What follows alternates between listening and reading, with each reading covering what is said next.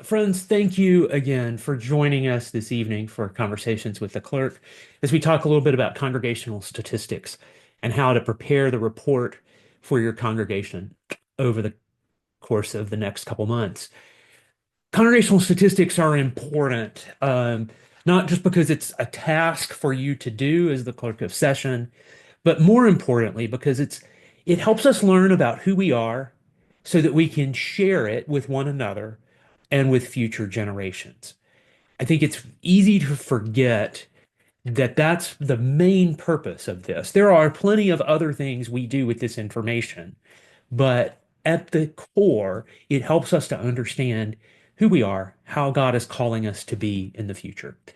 So I want to just mention the Book of Order requirements that lie behind congregational statistics. First of all, there are required roles that the Book of Order keeps before us. These are at G-30204A, the role of baptized members, the role of active members, and the role of affiliate members. You actually are only presenting information from the role of active members because that's what we build things off of. But other information can be helpful from the baptized member role. We don't report anything about affiliate members. Financial reports that are given to the session regularly are also the basis of the financial reporting categories of the statistical report. So David, I borrowed Mount Vernon's statistical report for a couple of things here because this is what the finished product. We'll start at the end so you can see what it looks like as we go through it. But when you're all done, you can this is the document that comes out of the system. Um, you will all the statistics information is submitted online. As you know, I will send you your access information for that in an email or by postal mail in the next couple weeks. I usually send it the first week of December, so be on the lookout for that. And I'll give you the deadlines at the end of our presentation today. But so this is what you're going for in the end. But then how do we get here? What is the information that is contained in this? And that's what we're going to spend most of our time on tonight. And I'll tell you a few couple things that are new in the last couple years. And there's one new development this year that probably you won't notice, but I will let you know about. So what goes into this report? And these are Andy's understandings of that. I break it down into three components. When you submit it, you actually submit it kind of in 4 or 5 different pages. But there are three main components of the report. The first part is the core metrics. That's about membership, baptisms, and engagement.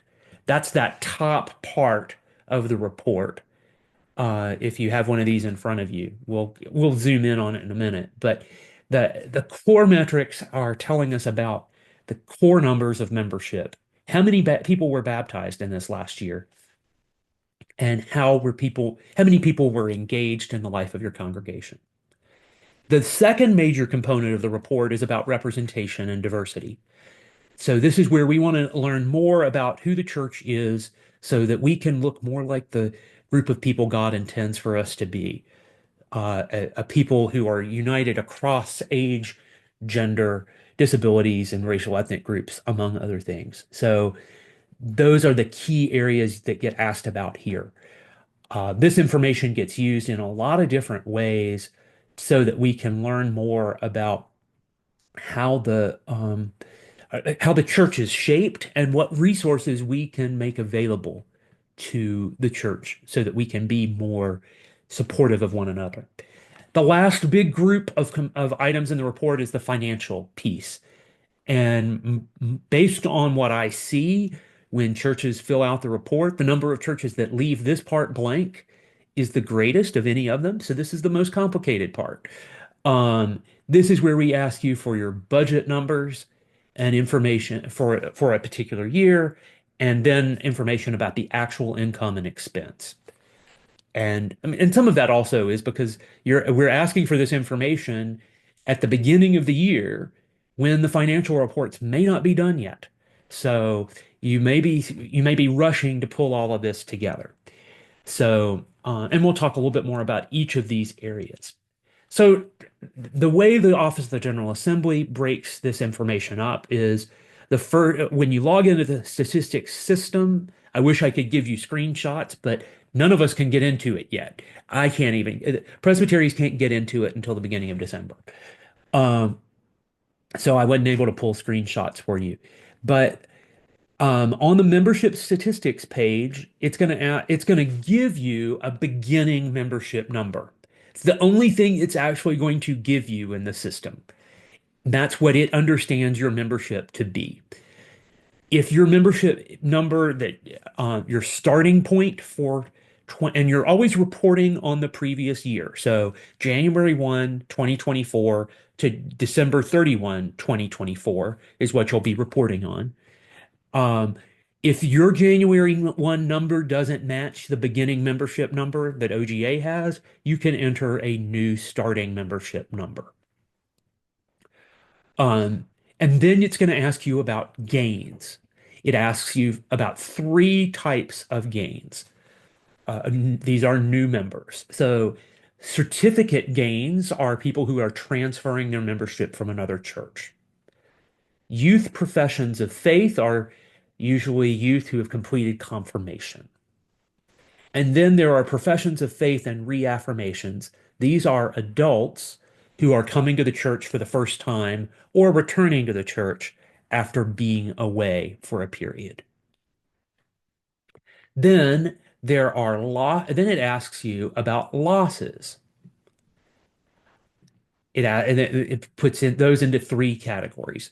First is the certificate losses. That's folks who are transferring out of your congregation to another congregation. Then there are deaths or or those who have been transferred to the role of the church triumphant. I know some churches don't like to record that people have died, so they might put it in that way. But that's what we're asking about there. And then there are deletions.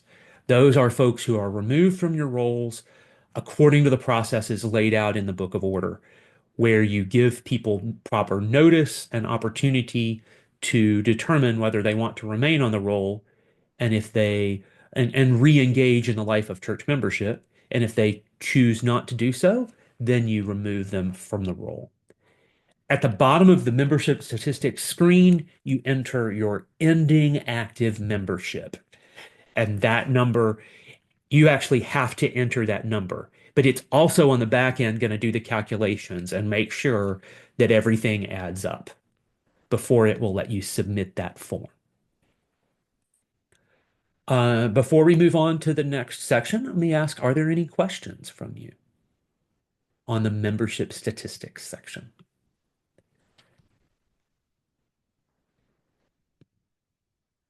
Let me say a word about the ending active membership. Um, and we'll get to disabilities on the next screen, or two screens out, I think, Sarah. The ending active membership is the number that we use to calculate your per capita assessment for the church in 2026. So that is a year delayed. We receive a per capita assessment from the General Assembly and the Synod for 2025 based on the membership numbers that you reported earlier this year as of 12/31/2023. So this is always a trailing number. You're a year behind. Um, we have received some pledge forms back from churches. Thank you very much for your contributions to the presbytery and your willingness to be a part of that. Some of them have changed that number, the per capita assessment number. You can't change it. You cannot pay it. That is okay. It's not ideal, but we understand some churches are just not able to do that. But you can't change the assessment number. You can let us know the amount you're going to pay, but you cannot change the assessment. Um, any other questions on membership statistics?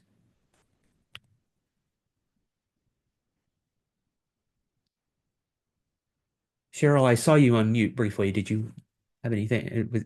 Did I answer it already? You did. Thank you. Uh, Good. All right. I can anticipate that question on per capita. It comes almost every time. Um, all right, so we'll go to the next section. And again, I'm trying to break this down based on the screens as much as I could without actually seeing them. The next section is called congregational life. There's a couple of pieces to this. Um, this is asking about the number of baptisms, first of all. It breaks these into three categories. Persons who are presented by others, that's usually infants and young children. Baptisms at confirmation, so youth who are baptized at the time they're confirmed who weren't previously baptized. And all others, usually that's adult baptisms. Then it's going to ask you about your average weekly worship attendance. Um, the question that comes here every time is how do you count online viewers? Because so many of our churches now have online engagement, and we want to honor that those folks are a part of our worshiping community just as much as the people who are in the room. Um, there are lots of different metrics that people use. I have heard like multiply it times 1.5 or 1.7, assuming that, about somewhere between half and two-thirds of the people who are watch of your views online are actually two people watching. Um, what I would do, to be clear, though, is to make sure that whatever metric you use, whether you count them or not, just be consistent from year to year. Make a decision, have a conversation with your pastor, your session, and be consistent so that, and that's for your sake, so that you can track your trends as things shift. One of the newer things here is a category called Friends of the Congregation. This is intended to include folks who are engaged in the life of your church in one way or another. Um, these are regular visitors. These might be ministers who are not able to be members of your congregation, but who are engaged in the life of your congregation as well. So, and it might be community members. I know churches that view their understanding of friends of the congregation broadly. And so they will, if they have community groups that meet at the church regularly, sometimes they will include the number of those folks in that. Again, come up with your own definition that you agree upon with your session and your pastor, and be consistent from year to year. If you haven't made the decision yet about about what that number means, make it and then be consistent going forward. Um, we'd like to know the number of people on your session and whether or not you have deacons. We don't want to know the number of deacons, but we want to know whether or not you have deacons. Before I go to the next section, any questions on this set of stats?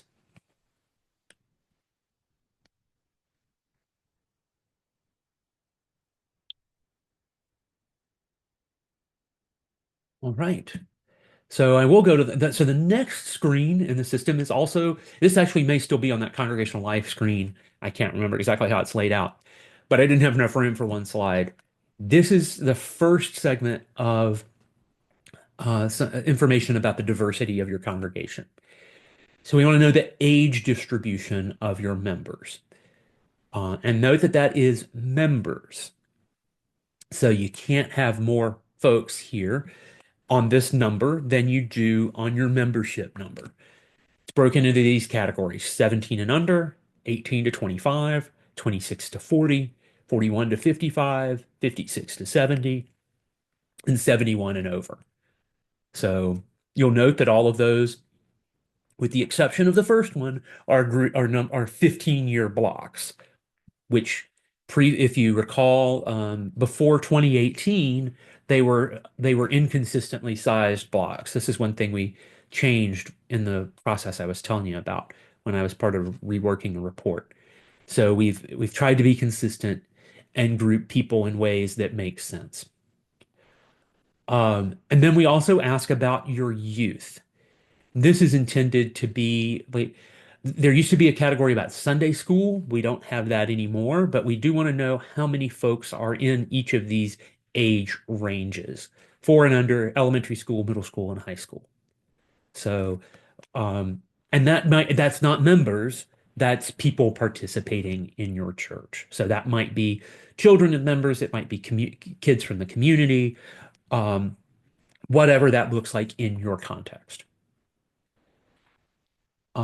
So then we moved to the disability and racial composition section of the report. Um, Under disability section, we have these four categories of hearing impairment, mobility impairment, sight impairment, and other impairment. There's a brief description of each of these in the statistical system. And I have a resource page which I will email to all participants tonight. And if you're watching the recording and need a copy, drop me an email. I will happily send this your way, just so you can see what these categories are lined out to be. Um, it is to a certain extent, it is a little bit broader in understanding than a lot of folks expect it to be. But you do not have to, and one thing to note on this as well, you do not have to be perfect on this. We do not need to know exact numbers. These are designed to help us get a picture of the church. And so this is not something where you need to go around on Sunday morning and say, okay, everybody who's got a hearing impairment, right, please raise your hand. Hold on, I got to count you. That's not what we're trying to do here. But it's also a bit of, don't make too many assumptions. Um, so just, be thoughtful and judicious.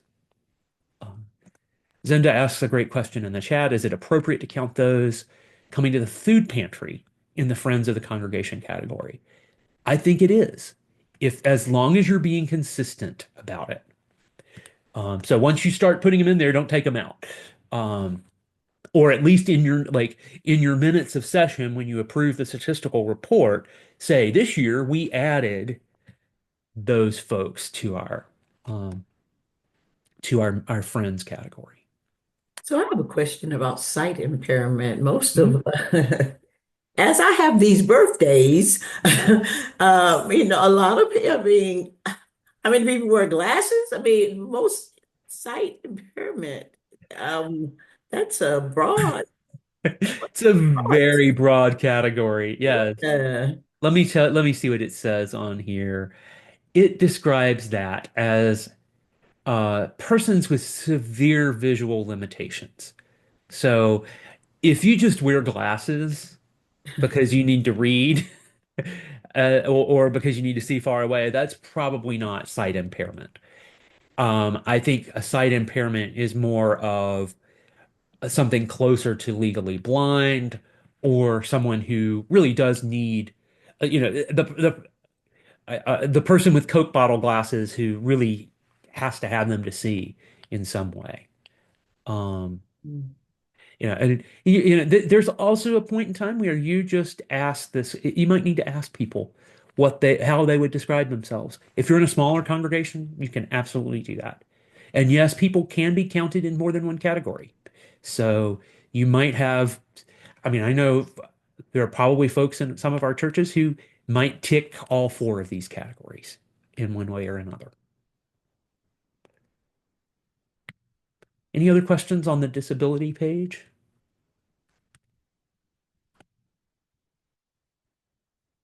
I'm going to flip on to the racial composition section. This is another one that we changed in 2018. It's not perfect. Let me be abundantly clear.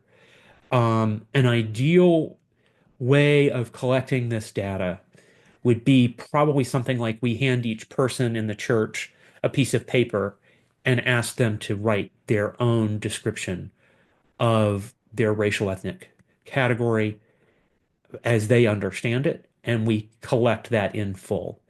But we have a million members in the Peace USA, and we don't have the resources to pull that off. So we have asked our churches to collect this data in this particular way. It's imperfect, to be abundantly clear, but these are the best categories we could come up with that gave us some usable data. Um, we before 2018, if you're a longtime clerk or you're coming back to this, you might remember we actually had three separate categories. Black, African American, and African were three separate categories. And it's been, and that made a level of complexity. Some of you know I served as state clerk in New York City Presbytery. We had a number um, of folks from the Caribbean who had very dark skin. And they said, we're not black, we're not African American, and we're not African. So they put themselves down as other. Um, so, and that is very much the appropriate thing to do in this. So, and I believe there is an other category. For some reason, I must have left that off of this slide. Or it's not on the page. It's not on the page that I was working from. So, but I'm pretty sure it's there. Look one other place. Hold on just a second. Um, there is not an other category. So if there's someone who doesn't fit one of these categories, you just don't include them in that count, and that is okay. Um, so the Black, African American, and African, Asian, Pacific Islander, and South Asian, Hispanic, Latinx, Native American, Alaska Native, Indigenous, Middle Eastern, North African, white, and multiracial. So those are, again, very imperfect categories, very incomplete, but hope to give us the best number we can get to help us understand who we are. The total of those does not have to be exactly equal to your membership total. It cannot be more than your membership total. So a person cannot show up in more than one category. If you have a person who identifies as um, Black and Hispanic, in our categorization, that person is multiracial. To be very clear, I think demographers would generally consider Hispanic Latinx as a category of origin rather than a category of race. But we are we are trying our best in the church to get usable data. Um, so Ukrainian, German, and Portuguese, I think most of those folks would probably fall in the white category. Um, Unless some Portuguese persons might identify as Hispanic Latinx. So, but you'll want to, sometimes you can find a way to ask good questions of folks that are kind and gentle and help elicit a story that enables you to check a box about a person, but also you to understand more about who they are and how they understand God creating them to be. So, encourage you to use this in that way. Any other questions on the racial ethnic categories? Because we're about to turn to the most fun of it all.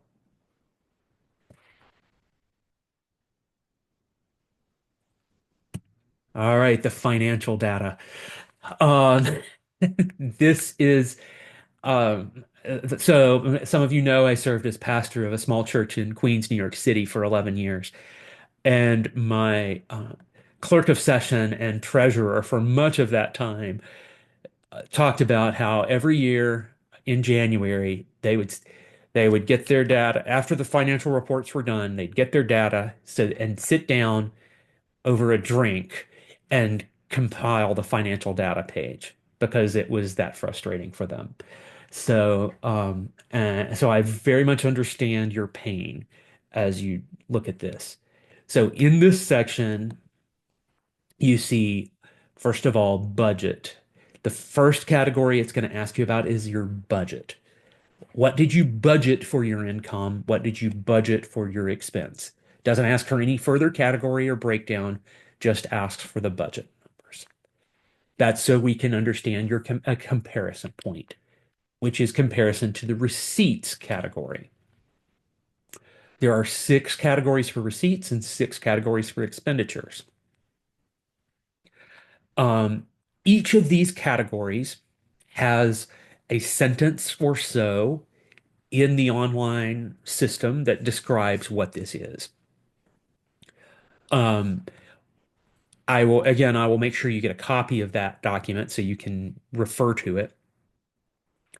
What I encourage you to do, and what I know my folks did at the church was they once one year they did all the hard work of trying to match up the lines in the financial report to the lines in the church's financial report to the financial data on the statistical report.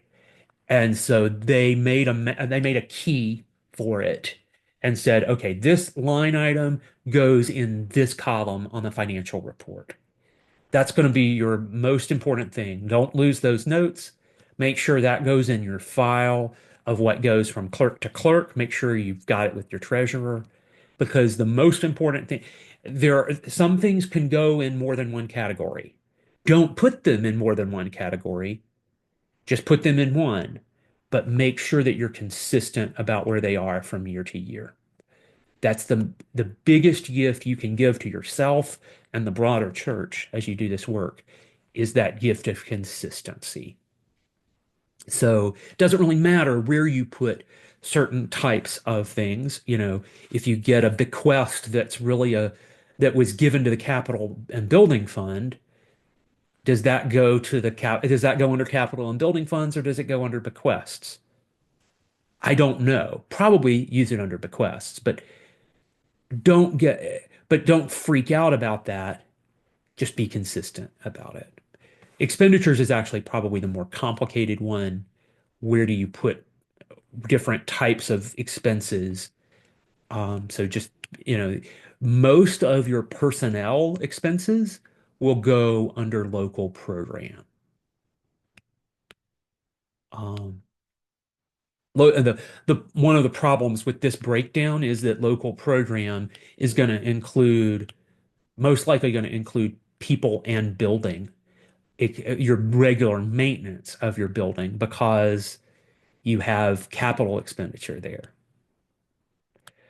Um, so if you're making a major capital project, that goes under capital expenditure. But if you're just, you know, keeping the lights on, that's a local program. So question comes in the chat. Thank you, John. Is endowment fund investment income or other income? So investment income would be you receive from your endowment are investment income. I say that I'm gonna double check behind myself on that. All returns, it says includes all returns such as interest and dividends received from stocks, bonds, and other investments and endowments owned by the church. So all returns. Also, the proceeds from sale of investments. It does not include the principal amount or the value of the investments. Um, David, great question about do funds from the foundation of a church show up as church income? In almost all cases, I would say yes. But if you're expending those funds on things other than if you're putting those monies in your receipts column, make sure you put them also in your expense column. So if you're making contributions to outside mission from your endowment or from your foundation, you're going to receive that money in the receipts section, and you're going to expend that money. You're going to expense that money in the expenditures section. So it would be like local. If it was supporting the food pantry in your local area, it's investment income and local mission expense, even though it's basically a pass through. It's a great question. Um, if you receive grants, those are most likely going to be other income or subsidy or aid. I think that's the other possibility there, John. You could put those under. Um, no, actually, it's most likely it's going to be other income, and that because the subsidy or aid is the total of all monies received from other churches or from local presbytery, synod, or general assembly agencies. So if you got a grant from the presbytery to support your to support your a revitalization grant from the presbytery, that would be a subsidy or aid. Um, Other questions on the financial data?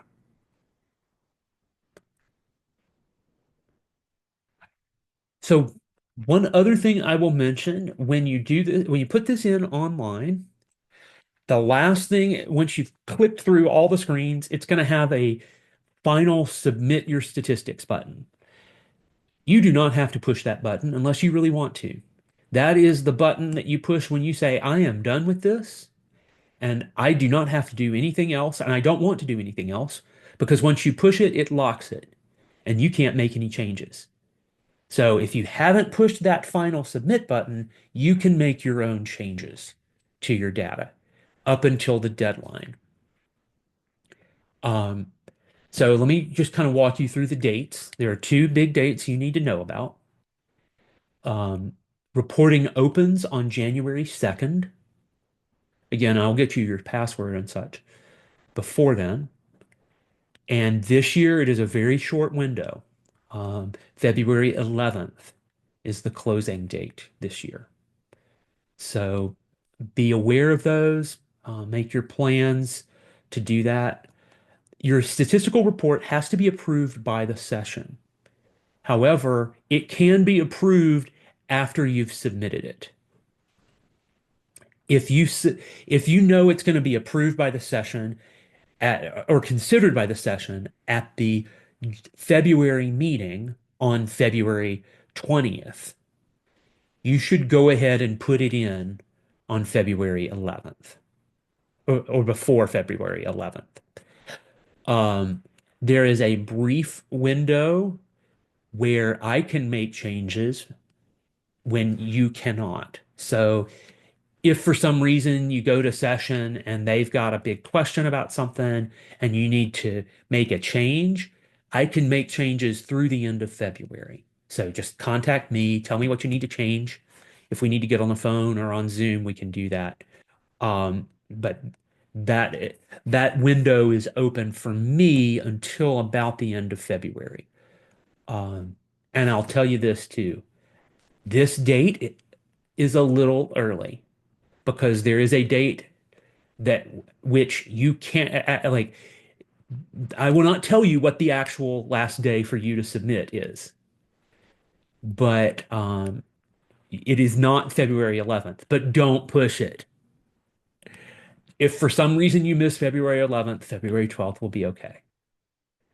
But I'm not going to tell you how much further you can go. So just be aware that there is I I, I want to make sure you get it done in time. If for some reason you miss the deadline, and you're still able to submit your stuff, let me know. Again, I can put in stuff pretty much through the end of February for you. So I'm happy to do that on your behalf. Once you've put it in, then you can actually create that nice, neat, pretty PDF report that I showed you earlier on. So you can pop back to that and see this nice, pretty version that puts it all on one page that you can put in your session minutes book for the year because we're going to be looking for this when we review your minutes. So, um, are there other questions at this point? I'm going to stop my screen share.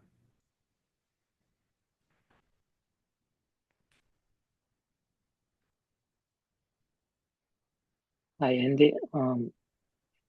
When I discuss the pledge, um, I, I received the pledge letter from Aisha, and I shared that with our financial planning team, and so we can budget out 2025 budget. Um, so when I work with in-store pastor to come up with the statistical data, we were at the very conservative side of the numbers, and our session members are aware of that. And when the per capita revised one came in, and then I shared that letter with a team, and I was asking for 100% of that the per capita, but there was a pushback. The reason is not the statistical data is wrong. It is the majority of team members saying that they do not see what types of benefits Hmm. out of committing that per capita from the presbytery, right? So I started thinking over. I think there is some acknowledgement and agreement that I think that there may be some of the reasons other church could not commit to the 100% of per capita. So wonder that from the presbytery standpoint, um, in terms of per capita income and expense report, so that will be communicated with all the churches. And then second, even though the per capita amount can be raised, maybe there may be some benefit. Like every year, our congregation members have a hard time to find out location for retreat center for different types of groups, and we are always stumbling over that. So, as example, if the presbytery has a retreat center, nice retreat center, and then our all the church members can have a benefit out of that. Even though that the facility expenditure can be added to the per capita and then the raise up, I think that is kind of example of a benefit that from the church members to look at. Okay, we got to commit to the per capita pledge, and then we're going to have such a benefit out of it. I just want to share that with you. Thank you for that. One thing, you're actually sharing it in a really good spot. I'm going to single out Iris she is currently the chair of the Presbytery's Council and a member of the Presbytery's Operations Committee that works on the budget. Um, and that group is very much interested in if your congregation wants to know more, your session needs to know more about per capita and where that money goes, we'd be happy to come talk with you and to share more information about that. Iris, is there anything you'd want to add to that at this point? I think, Kim, one of the things that we would definitely be interested in, your church will be receiving information concerning what we call our listening phase of learning what things the presbytery does well, things that you would like for us to do differently, and your dreams for where we would be in X years. And when you receive that, we would want you to again say to us in writing what you shared just Mhm. now so that we have that as a part of our being able to look across all of the 80 plus congregations that we have in this presbytery and hear from you about your presbytery and what it is and how we can be responsive to you. You should have gotten the email I sent yesterday that some of you registered from includes those questions. So hopefully that will help. And there's a process to send them in. If you have questions on it, drop me an email. Happy to chat more. Um, and just there is in each in the packet in the commissioner handbook for each stated meeting, there is a report. There are several financial reports. One of them lists each church and the amount that they've contributed. to the presbytery for per capita and for other things, but it also includes a very general overview of the presbytery's income and expenses for the year. So there's a general report there, and then at the end of each year, we give a more complete report as well. So hopefully there's some information there that's helpful for y'all. Sue? Oh, David, you I'm want to sorry. follow up and then Yes. and we'll go see. Yeah. Yeah. So that report that you should mention, who is the audience, where that goes to which person? So it goes to it's posted on the Presbytery website and it's made available to each commissioner and minister, elder commissioner and minister to Presbytery meetings. So we probably, one of the things I've noticed is it probably wouldn't hurt for us to have a video maybe, or even once a year we kind of give an introduction to what's in that report, because even I've been here 2.5 years and I'm still learning kind of how that report gets created and what is in it and what is most useful about it. So I think it's a great question. Sue. So, uh, David, to your question, I understand because I've had when I was the church I was serving up in the Utica Presbytery was the largest church in the Presbytery. And there were members there that said, "Why are we paying this?" And so I tried to remind them that in the Presbyterian church, we are a connectional church.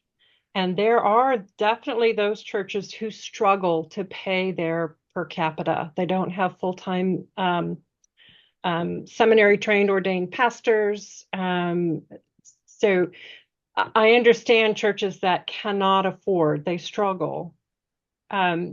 So we saw it as a way of extending not just what we understood our duty, but our privilege and responsibility, but privilege to be able to pay so that we could help other churches who weren't able to pay their per capita. We could still offer those grants or those programs, those ministries, and make things available to every church in the presbytery. So the individual member in the pew may not see or experience the direct result, but for them to know that what they are doing is sharing the generosity of God, that they, for whatever reason, have more ability to pay than others do, and so that's who we are as Presbyterians. And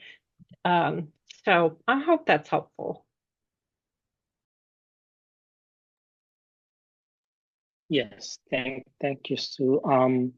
Ironically, the in-store pastors are employees of Presbytery, and we should have a alignment from the in-store pastors, and especially when the Presbytery wanted to have a per capita pledge.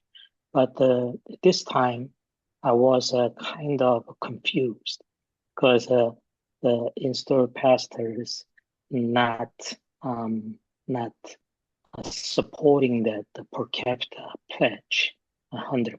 So I think Andy, maybe the presbytery might want to have a additional a meeting with the in-store pastors throughout the 80-some churches and make sure that the in-store pastors and the presbytery at least align and then supporting. So from the elder standpoint, we can support as well. Thank you. Iris, you're taking notes here, I know. So, Kennard, I see you unmuted. Yes, Andy, at the beginning, before I think you recorded or started the recording, you mentioned that there was one tweak new for this year. Have we covered that yet?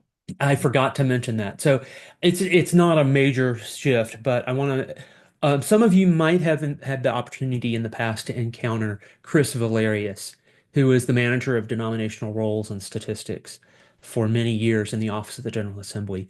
And unfortunately, Chris had a medical issue earlier this year and is no longer able to serve the PCUSA. So that there is shifts happening at the national level.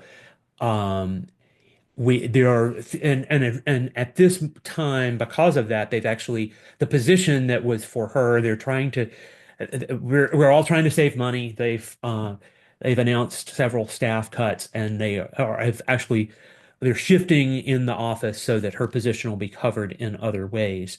So this year, if you need anything, try to call me up first.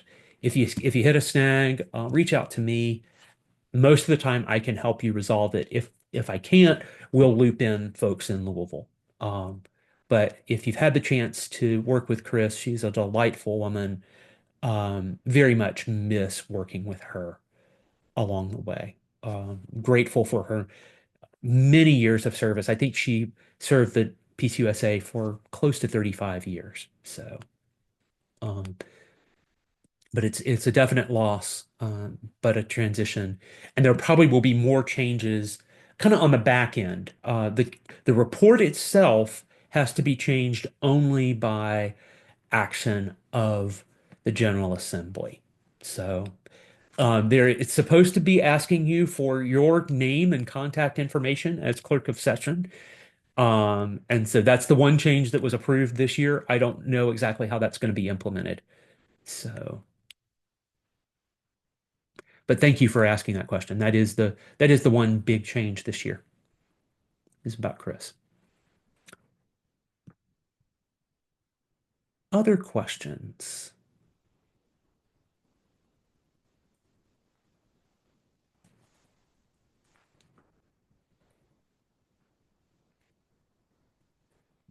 Well, friends, I want to thank you for spending a little over an hour of your Tuesday night with us.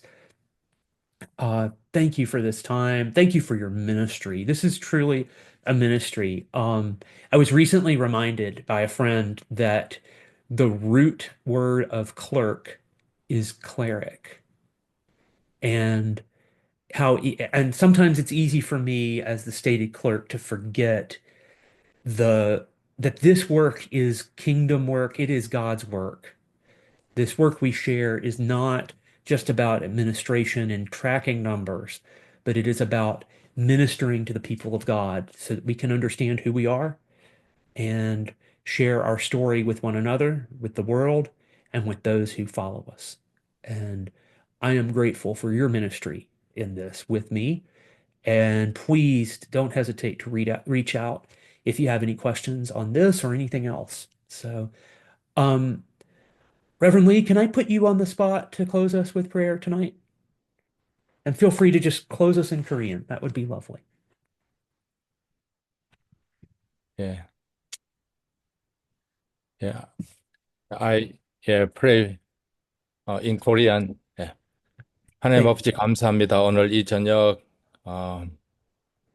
어, 당의 서기 교육으로 함께 모여서 당의 연례 교육 통계 보고를 어떻게 하는지 저희들 살펴보았습니다. 또 함께한 여러 당의 서기 장로님들 주님 기억해 주시고 또 주님의 몸된 교회를 섬길 때 지혜 주시고 능력 더하여 주시기를 원합니다. 오늘 이 저녁 성령께서 함께하여 주심을 감사합니다. 수고한 우리 앤디 제임스 주님 기억하여 주시고 함께 참여한 모든 분들 주님의 평강 이 밤 더하여 주시옵소서. 우리 주님께 감사드리며 예수님 이름으로 기도드립니다. 아멘. Amen.